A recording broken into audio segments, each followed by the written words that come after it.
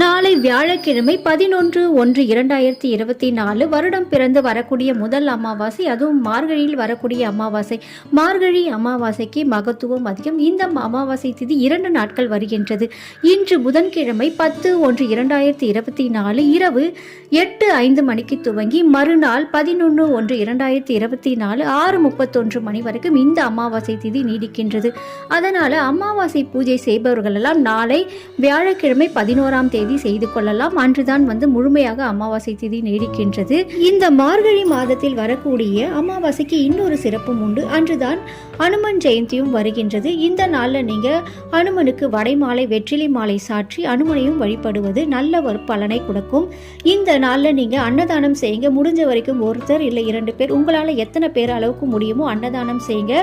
அங்காளம்மன் ஆலயம் இருந்தால் சென்றுட்டு வாங்க. ரொம்பவே நல்ல விஷயம். அமாவாசைனாவே பொதுவாக காளி தெய்வமான அங்காளிக்கு